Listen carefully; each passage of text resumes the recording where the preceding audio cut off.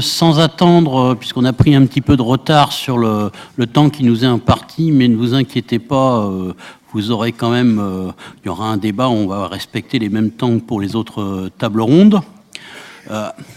On aurait pu croire à la fin de la guerre froide que ça aurait conduit naturellement à la dissolution de l'OTAN, puisque l'ennemi attitré de l'OTAN avait disparu. Mais c'était sous-estimer la nature profonde de l'OTAN, qui n'est pas une organisation de défense, mais une organisation belliqueuse et agressive, avec, y compris dans sa doctrine, l'idée de pouvoir pratiquer une guerre préventive, voire de pouvoir utiliser le feu nucléaire contre des gens qui ne l'ont pas ou qui ne l'utiliseraient pas en premier. Et pire, contrairement aux promesses qui avaient été faites à la fin de la guerre froide, d'abord à l'Union soviétique, puis après à la Russie, l'OTAN s'est élargie et tente encore de s'élargir encore à l'heure actuelle dans des zones de guerre comme l'Ukraine et la Géorgie. Pire, l'implantation des systèmes antimissiles en Roumanie, en Pologne, a conduit, c'est une des causes, et même une des causes principales, qui a conduit à détricoter le traité sur les armements intermédiaires européens nucléaires, qui avait permis d'avoir de véritables progrès dans les années 90 sur le désarmement nucléaire, y compris auprès de nations qui n'étaient pas signataires de ce traité, comme la France. Et donc, l'abandon avec ces bases antimissiles de l'OTAN a relancé la course aux armements nucléaires. Alors que les États-Unis d'Amérique restent encore de loin et de très loin la première puissance militaire mondiale, nous savons que son hégémonie est en crise. Elle impose aux autres membres de l'OTAN de consacrer jusqu'à 2% de leur produit intérieur brut aux militaires, c'est-à-dire essentiellement à de la commande militaire vis-à-vis du complexe militaro-industriel américain, en achetant des matériels comme par exemple l'avion F-35, qui permettent une subordination totale de ces armées à l'OTAN. La France avait fait le choix courageux, sous le général de Gaulle, de sortir du commandement intégré de l'OTAN. Je précise, sortir du commandement intégré de l'OTAN, ce n'est pas sortir de l'OTAN. Malheureusement, peu à peu, ça a commencé sous Giscard d'Estaing, elle a réintégré subrepticement certains organes de l'OTAN sans que ce soit véritablement officiel. Mais ça a été officialisé sous Sarkozy, avec l'ambition d'être le numéro 2 à la place de la Grande-Bretagne de l'OTAN. Ça a été confirmé malheureusement, malgré y compris certaines promesses de campagne, par François Hollande. Et aujourd'hui, nous avons un Emmanuel Macron qui tente de bâtir, en tous les cas, c'est pour moi, je pense, c'est une imposture, mais nos amis donneront leur avis, qui tente de bâtir l'idée qu'il y aurait deux piliers dans l'Europe, le pilier des États-Unis et un pilier européen qui parlerait à égalité, pilier européen sous la conduite, bien sûr, de la France et d'Emmanuel Macron. Ceci est une imposture, d'abord parce que les Américains ne lâcheront jamais leur leadership sur l'OTAN, et ils s'en sont servis depuis la fin de la guerre froide, que ce soit en Libye, en Afghanistan, enfin au Kosovo, et je ne vais pas vous égrener toutes les interventions militaires de l'OTAN, et puis tout simplement aussi parce qu'une grande partie des membres de l'OTAN ne jurent que pas les États-Unis, y compris dans des ambitions bellicistes, que ce soit les pays baltes, la Pologne ou d'autres nations qui ont rejoint l'OTAN après la guerre froide. Donc on le voit, la question n'est pas de changer l'OTAN de l'intérieur, c'est pas de changer l'OTAN tout court, mais c'est de rompre avec l'OTAN, de sortir de l'OTAN, de dissoudre cette organisation et de poser la question d'une alternative qui pourrait se bâtir autour d'une sécurité collective à la fois sur la zone Europe et Méditerranée, sécurité collective qui doit prendre en compte des nations comme la Russie, sinon il n'y aura pas de sécurité collective, mais tout ça est à construire et à travailler et avoir une véritable organisation qui travaillent à la défense et à la sécurité collective et non pas à perpétuer le bellicisme et l'agression. Donc sans attendre, je vais passer la parole à Hervé Hanoun, qui a été ancien secrétaire général de l'Élysée et qui a beaucoup travaillé sur ces questions de l'OTAN, publié plusieurs articles et un livre sur cette question-là. Je ne me trompe pas, vous le direz vous-même. Et après, Pierre montre cet ouvrage. Et après, je passerai la parole à Pierre Laurent, qui est membre de la commission Affaires étrangères et défense nationale du Sénat. Merci. Pour cette introduction. Je suis très heureux de participer à cette journée de réflexion sur...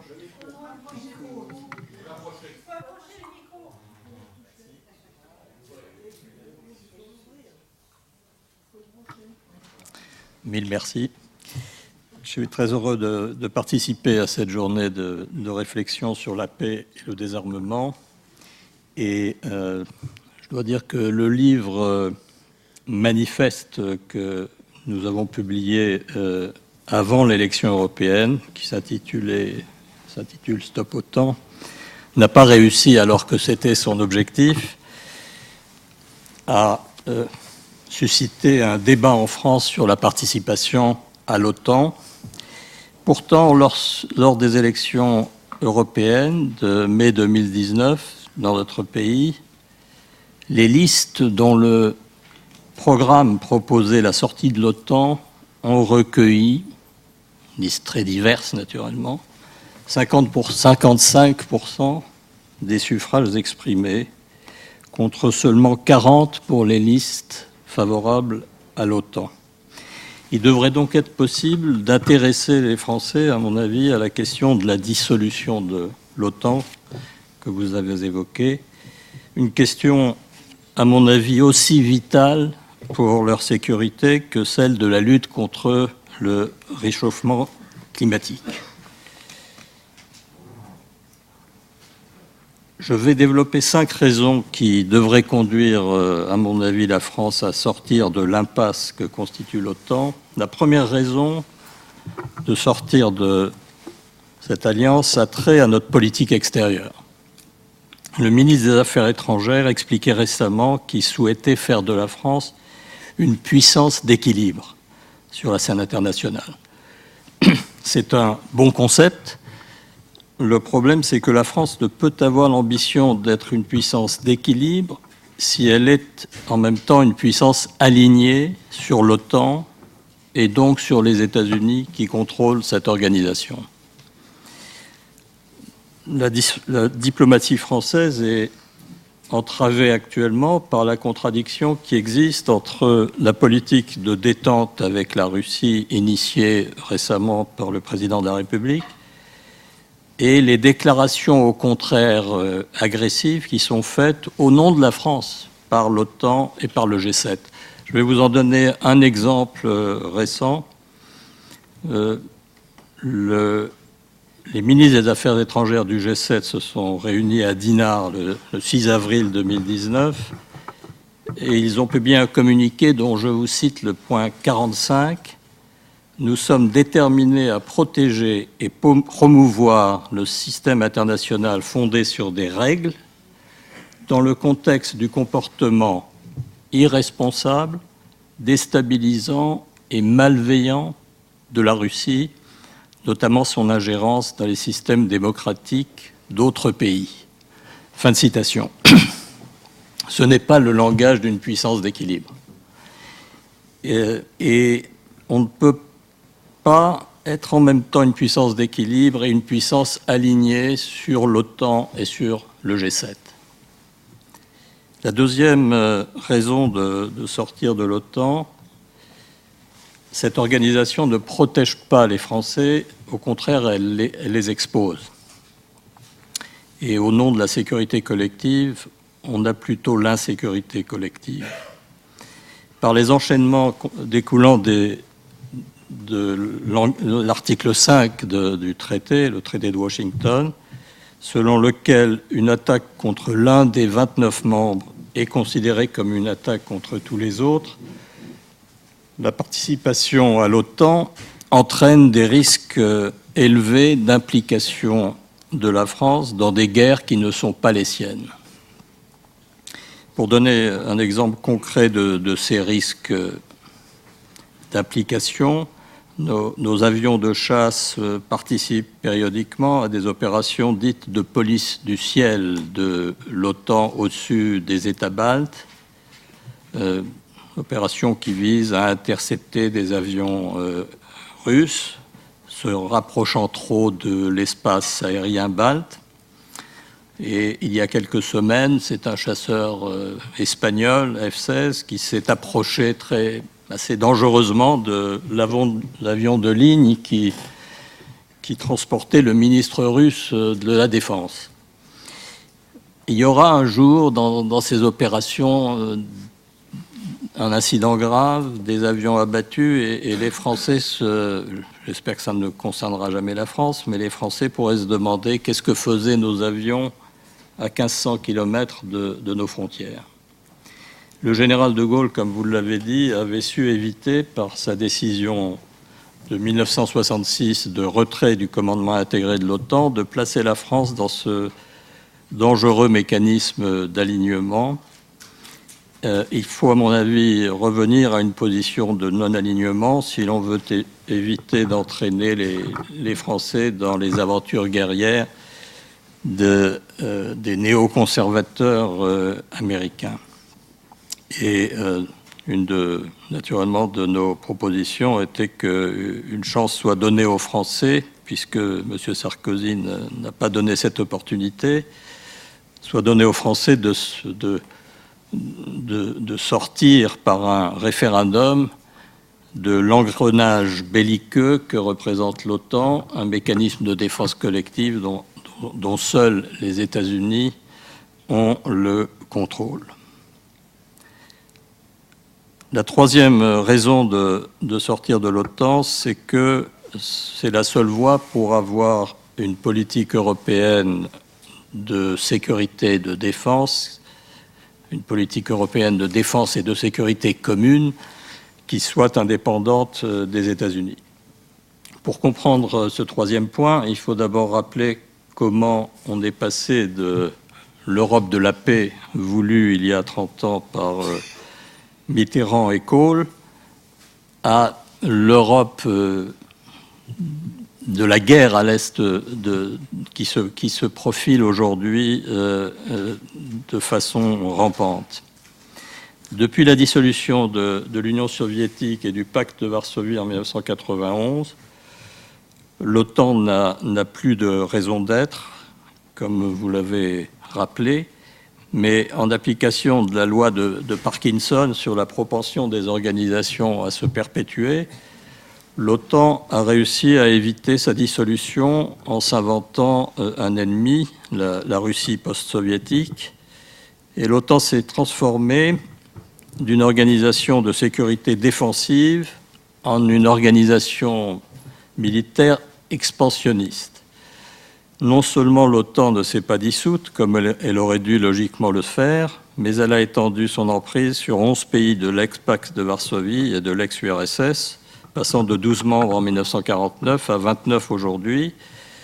Et très préoccupant est que la nouvelle vague d'élargissement de l'OTAN envisagée probablement par les États-Unis pour contenir la Russie pourrait être le déclencheur d'une confrontation en Europe.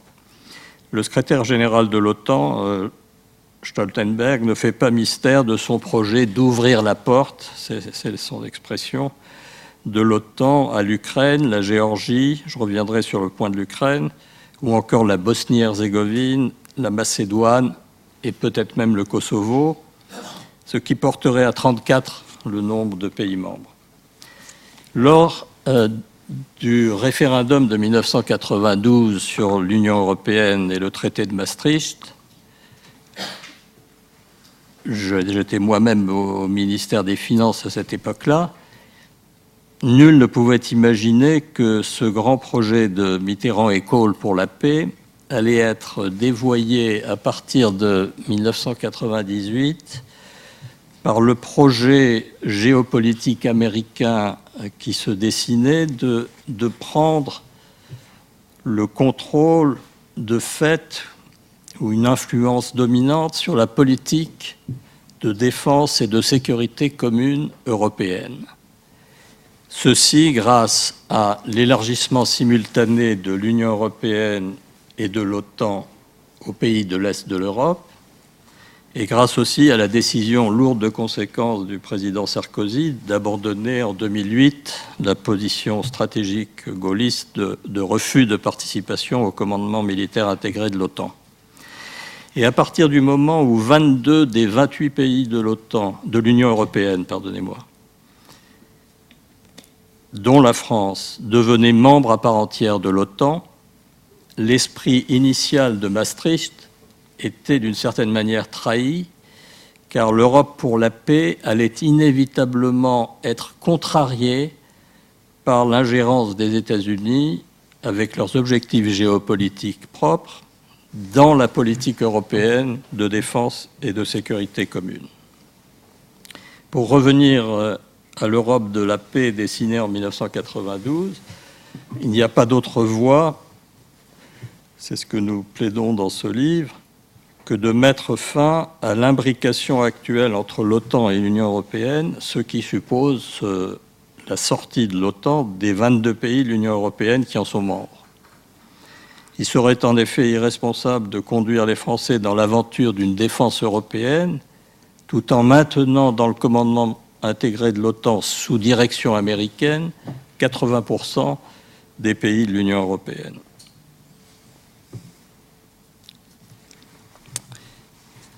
L'appartenance, donc, c'est pour conclure sur ce troisième point, l'appartenance à l'OTAN de 22 des 28 membres de l'Union européenne n'est pas compatible avec l'affirmation de la souveraineté européenne en matière de défense prônée par le président Macron.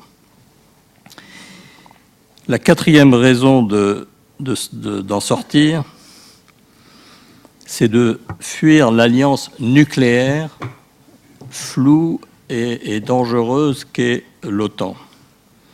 L'OTAN se veut une alliance nucléaire dont la sécurité collective est garantie d'une part par des forces nucléaires stratégiques, c'est-à-dire les armes de grande puissance délivrées par des vecteurs nucléaires, par des vecteurs à moyenne ou longue portée, et d'autre part par des armes nucléaires tactiques, c'est-à-dire des armes à plus courte portée qui sont destinées à un usage sur le champ de bataille. Du côté des armes nucléaires stratégiques, je vais citer le récent communiqué du sommet de Bruxelles de l'OTAN du 12 juillet 2018. Il indique: les forces stratégiques de l'Alliance, et en particulier celles des États-Unis, sont la garantie suprême de la sécurité des alliés.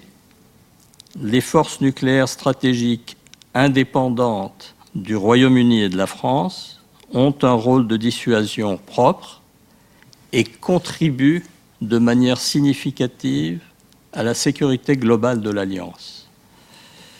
Fin de citation.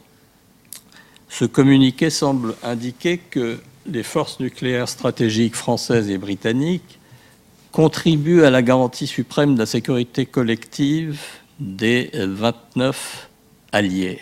Et on parle là du nucléaire de l'OTAN. Cela semble en contradiction avec le fait que lorsque la France a décidé en 2008 de rejoindre le commandement intégré de l'OTAN, elle l'a fait à l'exclusion du comité des plans nucléaires, dont la France, pour démontrer l'indépendance de sa force de frappe, n'a pas souhaité faire partie. Et il y a là une ambiguïté par rapport à ce communiqué de 2018 que Paul Quilles et son association Initiative pour le désarmement nucléaire ont mis en évidence dès le lendemain de ce sommet en 2018 sans recevoir de réponse publique. Cette ambiguïté mériterait d'être levée car on ne sait plus trop à la lecture de ce communiqué si oui ou non la France fait partie de l'alliance nucléaire de l'OTAN. Et il me semble que à l'occasion du sommet de décembre prochain à Londres, il y a une occasion pour la France de rappeler nettement qu'elle ne fait pas partie de cette alliance nucléaire. Alors, du côté des armes nucléaires tactiques de l'OTAN, armes à plus courte portée et à plus faible puissance, des armes nucléaires tactiques américaines sont actuellement déployées à l'avant en Europe, sous l'égide de l'OTAN, dans des bases situées dans 5 pays, l'Allemagne, la Belgique, l'Italie, les Pays-Bas et la Turquie. Il s'agit, ces armes nucléaires, de bombes nucléaires B-61 qui seraient lâchées en cas de guerre depuis des avions appartenant à ces 5 pays, d'où un problème implicite de prolifération, d'ailleurs, je le signale au passage. Il y aurait actuellement 150 à 200 armes nucléaires tactiques américaines de ce type en Europe, mais des centaines de bombes nucléaires plus modernes, dites B-61-12, vont s'y ajouter ou les remplacer dans les prochaines années. Ces armes inutiles et dangereuses pour la sécurité des Européens et présentant des risques en termes de prolifération d'ailleurs, auraient dû depuis longtemps être retirées du sol européen, comme de nombreux experts français le recommandaient. Il est clair que l'intérêt de la France serait de suivre la proposition claire et équilibrée que le mouvement Initiative pour le désarmement nucléaire de Paul Quilles a faite. Je cite la proposition: annoncer le retrait des armes nucléaires tactiques américaines déployées en Europe sous l'égide de l'OTAN, en échange du retrait total des armes nucléaires tactiques russes. Ces armes sont destinées à être utilisées sur le sol européen et dans le cadre d'une escalade nucléaire entre les États-Unis et la Russie. Leur déploiement, loin d'assurer la sécurité de l'OTAN, fait des pays européens qui les accueillent des cibles d'attaques nucléaires. Leur neutralisation dans un premier temps, puis leur retrait, favoriseront la négociation de nouvelles réductions des arsenaux nucléaires américains et russes. Fin de citation. Aucune suite n'a été donnée à cette proposition de bon sens. Mais un nouveau danger va résulter du côté des armes nucléaires de portée intermédiaire, de la dénonciation par Trump puis par Poutine du traité Gorbatchev-Reagan de 1987, un traité très important qui avait permis l'élimination des missiles lancés depuis le sol et ayant une portée comprise entre 500 et 5500 km. Cette dénonciation annoncée le 1er février 2019 va maintenant autoriser les Américains à déployer en Europe des armes nucléaires de portée intermédiaire lancées du sol. Certes, au sein de l'OTAN, on peut penser que des pays comme l'Allemagne, se souvenant de la crise des euromissiles des années 80, refuseront le déploiement de nouveaux missiles nucléaires avec base à terre sur leur sol. En revanche, les pays les plus belliqueux et russophobes de l'Alliance, tels que la Pologne, la Roumanie, comme vous l'aviez dit, voire les 3 États baltes, pourrait favoriser un tel déploiement, créant de graves risques nucléaires aux frontières orientales de l'Union européenne. L'OTAN a joué un rôle néfaste et dangereux dans cette affaire en publiant le 1er février 2019 une déclaration du Conseil de l'Atlantique Nord regroupant les ministres des Affaires étrangères de l'Alliance, soutenant unanimement et pleinement la dénonciation du traité de 1987 par les États-Unis.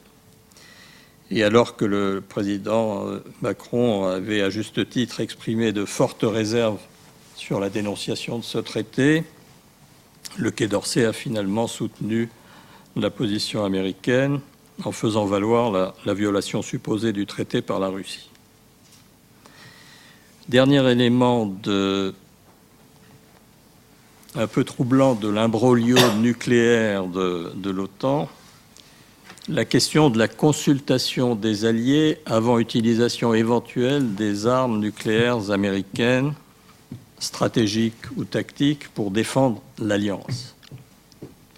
Les Européens avaient demandé dans les années 60 une procédure de consultation avant l'emploi des armes nucléaires américaines au nom de l'Alliance, une demande de bon sens.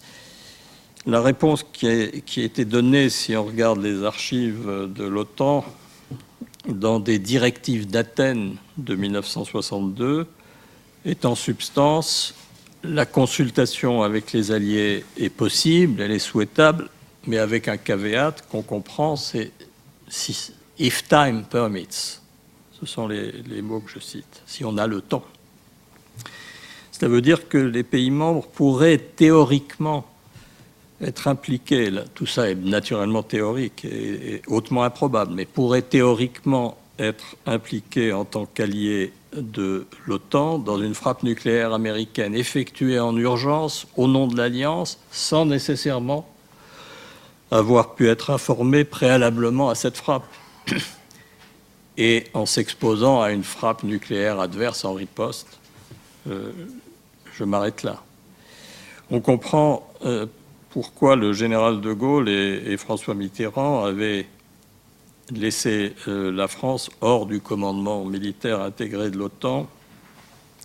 Il faut, à mon avis, fuir cette alliance nucléaire qui est floue et dangereuse et dont le leadership américain actuel amplifie la dangerosité.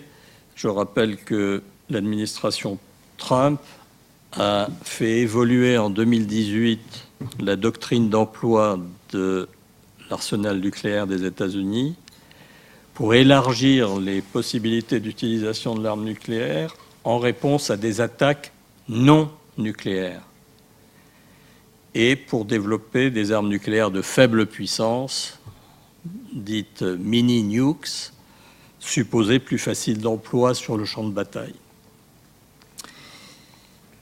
Là, quittant la question du nucléaire de l'OTAN, la cinquième et dernière raison, et je vais essayer de ne pas prendre un temps excessif, la cinquième raison de sortir de l'OTAN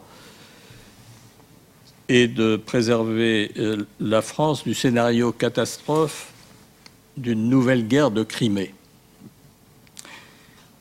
On voit se dessiner un scénario plausible ne voulant bien sûr pas dire probable, de guerre pour la Crimée entre l'OTAN et l'Ukraine d'une part, la Russie d'autre part. Les pays du G7 ont, en novembre 2018, à l'occasion de l'incident du détroit de Kertch, soutenu fermement l'Ukraine dans une escarmouche navale. Une petite flottille ukrainienne a tenté de forcer le passage du détroit de Kertch sans obtempérer aux procédures russes de passage.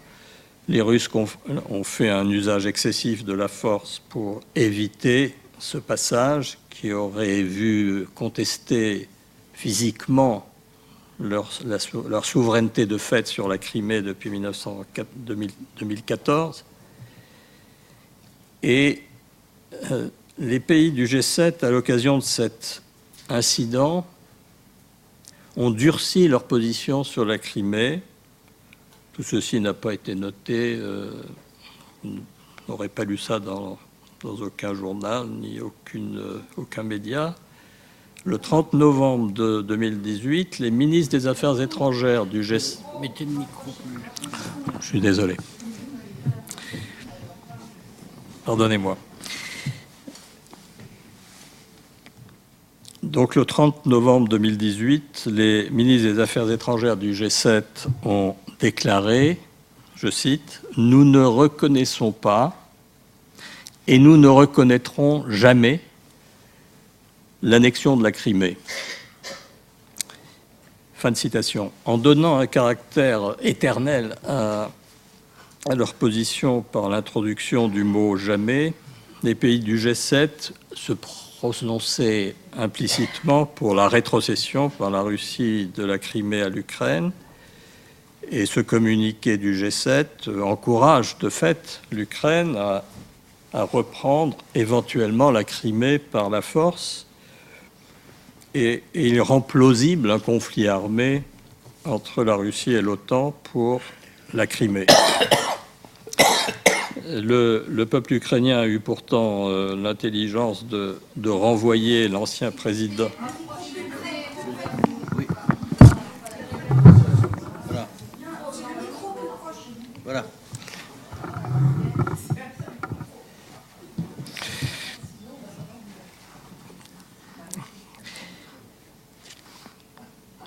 Je disais donc que le peuple ukrainien a eu l'intelligence de renvoyer le belliqueux ancien président Poroshenko et de donner au nouveau président une chance de restaurer la paix en reprenant par la diplomatie le contrôle du Donbass et en gelant la question de la Crimée. Mais aux États-Unis, naturellement, c'est difficile de savoir quelle est la pensée profonde, mais l'appareil de ce qu'on appelle le deep state aux États-Unis ne veut probablement pas d'un scénario de paix sans rétrocession de la Crimée, et il a maintenant une forte emprise militaire sur l'Ukraine à laquelle il fournit des centaines de millions de dollars d'armes très sophistiquées. Alors le détonateur d'une confrontation, encore une fois plausible, improbable, mais plausible, pourrait être le lancement du processus d'adhésion de l'Ukraine à l'OTAN. Le secrétaire général de l'OTAN a reçu en novembre 2018 le président du Parlement ukrainien, dénommé Paroubi, et Paroubi a, peu après cette visite, réussi à faire inscrire dans la constitution ukrainienne, en janvier 2019, le principe de l'adhésion de l'Ukraine à l'OTAN. Stoltenberg a par ailleurs lancé en avril des manœuvres navales de l'OTAN en mer Noire, des manœuvres conjointes de l'OTAN avec l'Ukraine et la Géorgie. Un autre indice que l'Ukraine et la Géorgie sont en quelque sorte dans l'antichambre de l'OTAN. Alors, la dénonciation du traité de 1987, dont j'ai parlé précédemment, ayant levé l'interdiction pour les Américains de déployer des armes nucléaires de portée intermédiaire lancées du sol en Europe, l'Ukraine pourrait être un jour tentée d'accueillir sur son territoire des armes nucléaires américaines. La Pologne s'est dite elle-même candidate pour recevoir de telles armes nucléaires sur son sol. Alors que l'adhésion de l'Ukraine à l'OTAN progresse donc sans bruit, la France devrait logiquement s'opposer à ce processus, comme le président Macron s'y était engagé dans sa plateforme présidentielle de 2017. Il serait peu compréhensible que la France laisse prospérer ce dossier d'adhésion, car une fois l'Ukraine dans l'OTAN, la France constaterait qu'elle est engagée par l'article 5 du traité à soutenir militairement l'Ukraine en cas de conflit russo-ukrainien. Or, ce conflit pour la Crimée ne serait pas seulement une guerre conventionnelle, il y aurait des risques que les Russes, malgré leur propagande martiale, doivent être conscients qu'ils ne gagneraient pas une guerre conventionnelle seuls contre l'Ukraine et l'OTAN, OTAN dont le budget militaire consolidé est de plus de 1000 milliards de dollars, c'est-à-dire 20 fois plus que le budget de la Russie, qui est de une cinquantaine de milliards de dollars, budget pour la défense. Et donc, tout ceci veut dire que les Russes pourraient être tentés en dernier ressort du recours à l'emploi de l'arme nucléaire tactique sur le champ de bataille, plutôt que de rendre la Crimée dans des conditions humiliantes pour eux. Et donc, le scénario d'une guerre russo-ukrainienne pour la Crimée,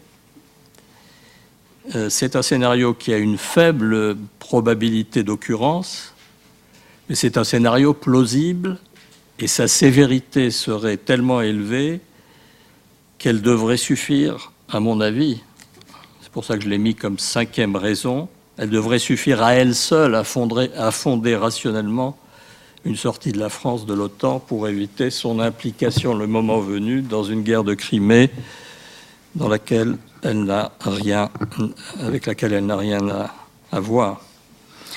Telles sont les 5 principales raisons pour lesquelles il me semble que l'intérêt de notre pays serait d'obtenir la dissolution de l'OTAN et de faire revivre l'esprit d'Helsinki. Je vous remercie de votre attention.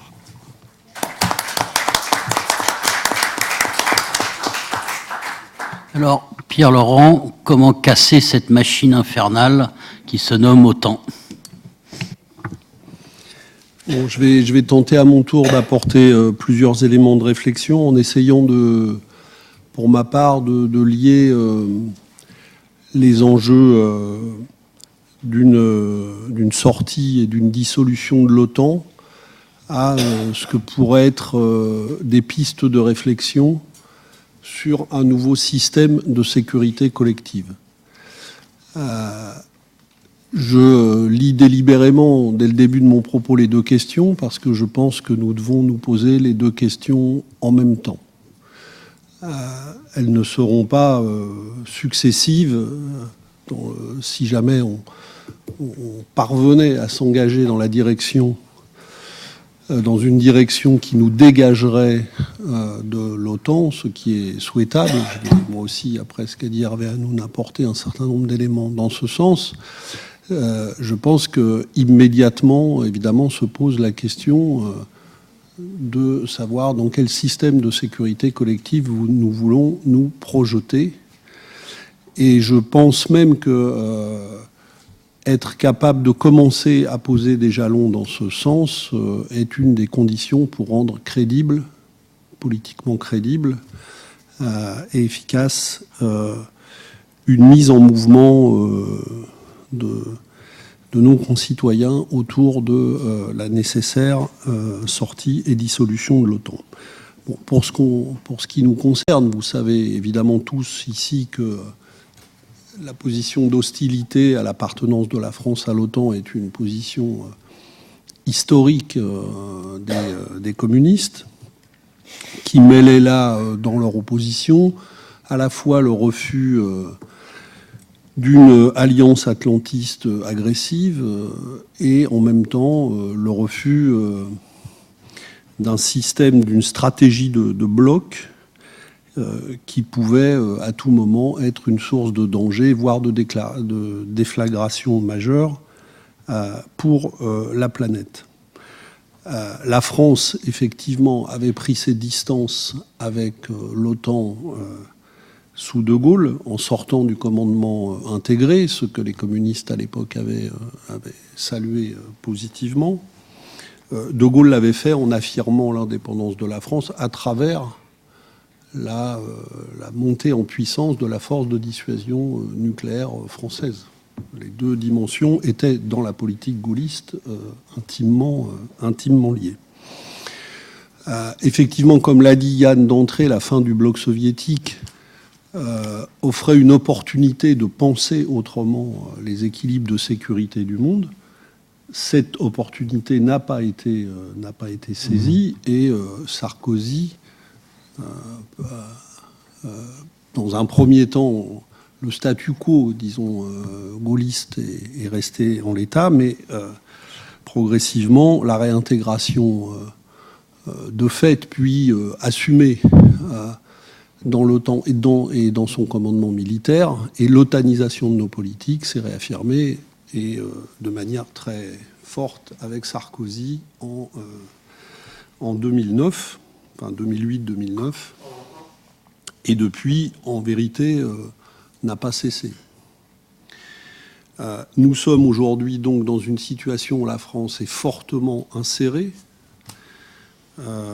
et même où elle cherche à s'affirmer désormais comme un des principaux acteurs militaires de l'Alliance. Et on voit que la France déploie des efforts pour apparaître, pour construire sa crédibilité internationale sur le fait qu'elle est un des acteurs militaires majeurs de l'Alliance, ce qui est, à mes yeux, une politique extrêmement dangereuse.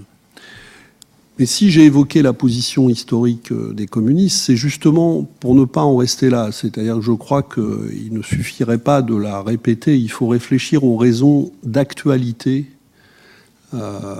de réaffirmer cette position de sortie et de dissolution de l'OTAN. Et je crois qu'elles sont liées très profondément au fait que non seulement cette politique est dangereuse, mais qu'elle nous place dans une situation d'incapacité à relever les nouveaux défis et les défis de sécurité du XXIe siècle. Et je veux développer 3 idées sur ça. La première, c'est que la politique otanienne est moins que jamais une politique de sécurité collective, ce que nous avons toujours contesté par ailleurs, mais elle l'est moins que jamais dans le monde d'aujourd'hui, mais au contraire, toujours plus une politique de puissance au service des puissants, générant des déséquilibres et des conflits croissants. Puisque la politique otanienne se présente comme une politique de sécurité collective, et je crois qu'il importe de se rendre compte que c'est de moins en moins vrai.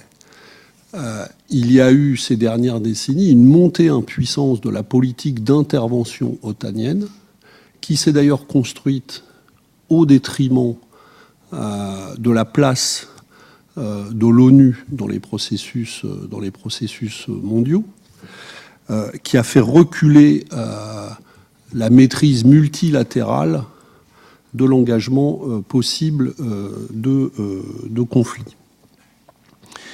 Et or, toutes ces interventions otaniennes, pour prendre les plus récentes, quand on les regarde de près, n'ont pas construit plus de sécurité.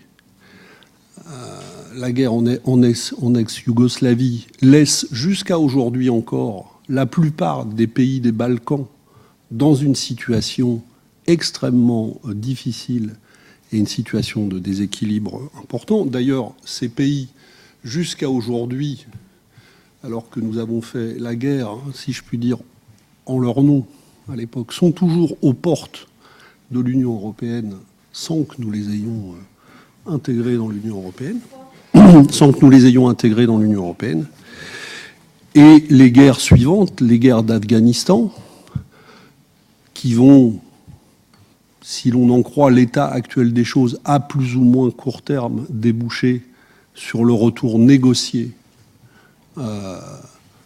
des talibans au pouvoir en Afghanistan, dans une situation de grande déstabilisation du pays, la guerre en Irak, la guerre en Syrie, en Libye, etc. C'est-à-dire que si on regarde le bilan des interventions otaniennes dans toute la dernière séquence historique, non seulement elles n'ont pas produit de sécurité, mais elles ont généré non seulement des destructions massives de ces pays dont ils mettront des décennies à se remettre, mais des déséquilibres régionaux et mondiaux plus inquiétants encore. Et j'ajoute même que ces guerres, d'une certaine manière, bon, c'est une formule, donc elle est peu discutable, mais elles sont de moins en moins gagnées par ceux qui les engagent. Pour plusieurs raisons. Je pense d'abord parce qu'elles ne s'attaquent pas aux causes des déséquilibres profonds de ces régions. Au contraire, elles les aggravent. Elles construisent, elles ne traitent jamais la question de la reconstruction de processus politiques de paix dans ces régions, et donc elles font perdurer des logiques militaires et des logiques de puissance de plus en plus inadaptées à répondre aux enjeux de développement et aux enjeux de paix et de coopération dans ces régions.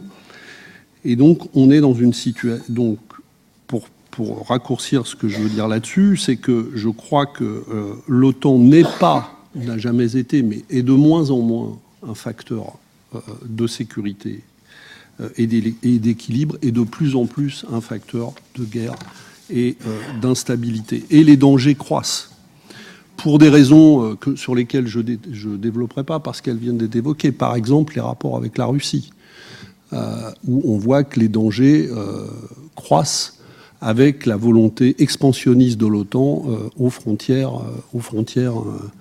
de la Russie, pays baltes, Ukraine, comme ça a été dit précédemment. Des déséquilibres internes aussi à l'OTAN, des dangers croissants à l'intérieur même de l'OTAN. Parce que les acteurs principaux, les acteurs militaires principaux et qui jouent un rôle important, sont de plus en plus, par ailleurs, divergents.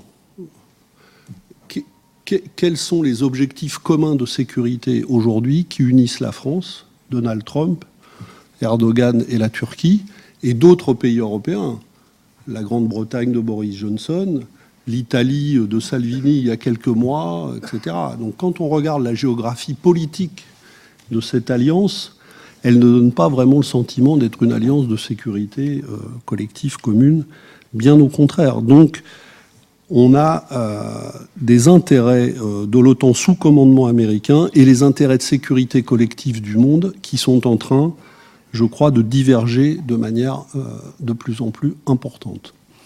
Deuxième remarque que je veux faire, c'est que la politique otanienne est en ce moment un facteur de reprise de l'escalade des dépenses militaires dans le monde. La directive donnée par l'OTAN à tous ses pays membres de monter à 2% du PIB les dépenses militaires fait partie de toute une série de décisions dans le monde qui conduisent à une reprise de l'escalade militaire, évidemment extrêmement coûteuse et extrêmement dangereuse. La ministre de la Défense vient de donner une interview ce matin, et puis il y a dans la presse ce matin les détails du budget de la défense française. Donc un budget militaire à 37,5 milliards. La ministre se félicite du fait que nous suivons la trajectoire de la loi de programmation militaire. Donc elle cite les chiffres. Nous étions à 1,78 du PIB en 2017, nous serons à 1,86 en 2020, et elle dit nous sommes sur la route des 2% en 2022. Donc nous aurons, si nous suivons la trajectoire, un budget militaire de 44 milliards d'euros pour la France en 2022, qui comprend les 1,2 milliard maintenant d'opérations, de budget pour les opérations extérieures. On avait parlé au départ, les opérations, les OPEX étaient chiffrées à la moitié de cette somme à peu près. En vérité, aujourd'hui, on sait que le budget du budget que nous allons débattre est monté à 1,2 milliard. Et toutes les dépenses militaires augmentent de manière extrêmement importante. Alors, il y a un petit effet de rattrapage de l'équipement militaire qui était probablement nécessaire parce que il y avait des aspects de vieillissement très importants des équipements de l'armée, mais il y a surtout l'engagement dans des programmes de sophistication, de modernisation, de diversification de nos armements très importants et qui absorbent l'essentiel nucléaire, mais pas seulement nucléaire, aussi de tout un tas d'armes conventionnelles, mais de plus en plus sophistiquées et qui absorbent l'essentiel de cette augmentation. Donc une reprise inquiétante des dépenses militaires dans lequel l'OTAN joue un rôle d'incitation très fort. Il faut d'autant plus le souligner que ça va de pair avec une sophistication et une diversification très importante des armements, liées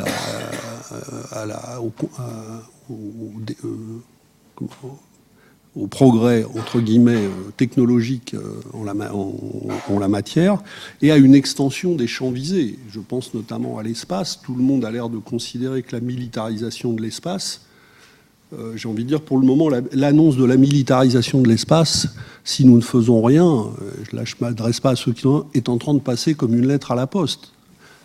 La France vient d'annoncer un commandement militaire sur ça. Les États-Unis ont fait des annonces très importantes.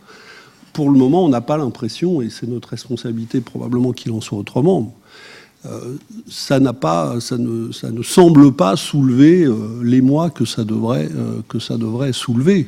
Et pour le moment, ça n'a suscité non seulement aucune initiative de la France pour s'insurger contre cette direction, mais seulement l'annonce par le gouvernement français que nous allons essayer de suivre à notre échelle ce mouvement.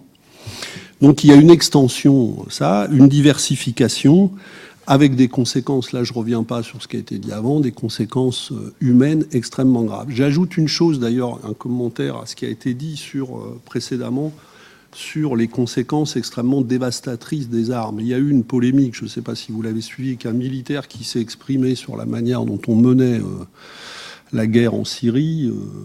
Il a ensuite été sanctionné parce qu'on n'a pas l'habitude que les militaires prennent la parole publiquement sur ce genre de choses. Mais il faisait remarquer une chose qui est très importante, c'est que nous menons des guerres de plus en plus dévastatrices et de plus en plus meurtrières en engageant de moins en moins de forces au sol. Et depuis notamment le traumatisme de la guerre du Vietnam et d'autres guerres qui ont suivi, les armées occidentales se préoccupent beaucoup de ne pas engager ou d'engager le moins de forces possible au sol. Du coup, non seulement elles bombardent, comme ça a été expliqué, mais elles rasent tout. Et ce militaire faisait remarquer dans la tribune qu'il a publiée que, par exemple, en Syrie, c'est vrai pour Kobané, mais pour beaucoup d'autres villes, il ne reste plus rien. Parce que la stratégie militaire actuelle, c'est de tapisser de bombes les villes et les zones urbaines en question, jusqu'à les raser purement et simplement. Ça veut dire que les guerres d'aujourd'hui ont des conséquences en termes d'éventuelle reconstruction de ces pays qui sont considérables. Donc le coût, il n'est pas seulement instantané, il est pour des décennies. Donc militarisation, escalade militaire, et il faut souligner, je ne développe pas là-dessus, mais que la France et développement des ventes d'armes, la France joue un rôle très important, et même cherchant à faire de cette question, de cet enjeu, une locomotive, en quelque sorte, de sa puissance internationale, ce qui évidemment a lieu de nous inquiéter. Enfin, la dernière remarque que je veux dire, c'est que cette politique otanienne et cette insertion aggravée de la France dans les politiques otaniennes se fait de plus en plus au détriment de notre souveraineté, avec une insertion de nos processus militaires, de nos industries militaires dans des alliances où nous pouvons à terme perdre le contrôle. Le gouvernement français disant à chaque fois, mais sur le nucléaire en particulier, ça ne concernera pas le nucléaire, mais en fait on entre dans des processus où nous livrons le contrôle d'une partie de nos décisions industrielles en la matière, par exemple en matière d'armement, et donc nous aliénons de fait, quoi qu'en dise le gouvernement, à l'avenir des parts importantes de notre autonomie de décision. C'est donc aussi une dimension très importante, et d'autant plus importante en France que je rappelle que nous avons la particularité que la décision d'engagement militaire en France relève du seul président de la République et que le contrôle parlementaire de notre engagement militaire est extrêmement faible, puisque une opération militaire en France peut être engagée est engagée uniquement par le président de la République. Le vote du Parlement n'est pas obligatoire dans l'engagement d'une opération militaire, et il n'y a vote du Parlement qu'au terme de 4 mois d'engagement militaire pour éventuellement décider la poursuite ou non. Donc nous sommes, ce qui n'est pas le cas de pays importants voisins, par exemple l'Allemagne, où les processus sont, eux, essentiellement parlementaires.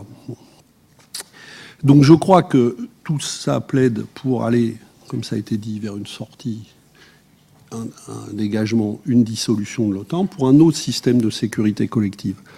Alors, sur autre système de sécurité collective, moi je crois que, parce qu'il ne suffira pas de dire nous sortons de l'OTAN, et ensuite on verra bien comment on fait pour construire un autre système de sécurité collective. Donc je crois qu'il faut engager le débat sur quel autre système de sécurité collective nous voulons. Et j'ai développé les choses comme ça parce que je crois qu'il faudrait, si, par exemple, nous voulons porter la proposition qui est la nôtre, d'une nouvelle conférence pan-européenne, on appelle des fois Helsinki 2 sur les questions de la sécurité, je crois qu'elle doit élargir son champ par rapport à ce qu'a été Helsinki. Il faut, à mon avis, que 3 questions soient au cœur d'une telle conférence. En tout cas, c'est à débattre. Je crois qu'il faut avoir une vision de ce qu'est une sécurité aujourd'hui du développement humain qui permet à tous l'accès à ce développement humain, au développement social, l'accès aux ressources et à ce qui devrait être protégé comme des biens communs pour tous. Et c'est vrai de ressources comme l'eau, comme l'énergie, c'est vrai aujourd'hui de questions comme les enjeux numériques. Par exemple, tout le monde s'inquiète, il y a eu des grands débats sur est-ce qu'on allait laisser accéder les Chinois est-ce qu'on allait laisser la 5G aux Chinois, qu'est-ce qu'on fait de la maîtrise technologique de toute une série de progrès. Soit on décide de traiter autrement ces questions et à faire entrer les enjeux de maîtrise technologique dans des logiques de biens communs protégés internationalement différemment, soit les logiques de concurrence actuelles, évidemment, conduiront à des risques de guerre, y compris dans ces domaines. Donc je crois que quelle sécurité du développement humain pour tous devrait faire partie de ces questions en Europe où les inégalités sont extrêmement importante. Deuxièmement,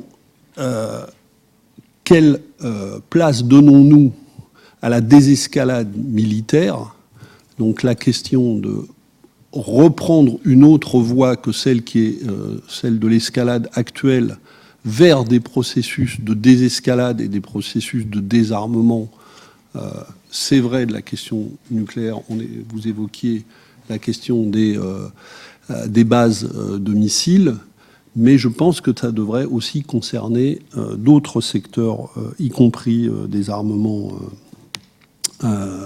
conventionnels. Il faut faire descendre en tout domaine la pression qui ne cesse de croître, et je crois que l'Europe pourrait être une échelle utile à faire avancer ces objectifs, comme ça avait été le cas sur le nucléaire, à l'époque des accords Gorbatchev-Reagan.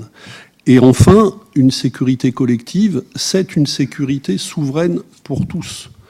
C'est l'accès à la sécurité pour tous et pour toutes les nations. La souveraineté, nous ne pouvons pas la réclamer pour nous-mêmes et considérer que la sécurité des autres, ça les regarde, et point final. Dans le monde d'aujourd'hui, dans le monde d'interdépendance dans lequel nous sommes, il faut des principes de sécurité où chacun se sent protégé. Donc il faut remettre en débat cette question. Si nous voulons dégager l'Europe, et je crois que c'est absolument nécessaire de l'OTAN, il faut évidemment ouvrir le débat sur ce que serait la conception d'une sécurité collective européenne et au-delà, mais européenne pour prendre ça, qui protège chacun et assure à chacun et la souveraineté et la sécurité de ses intérêts.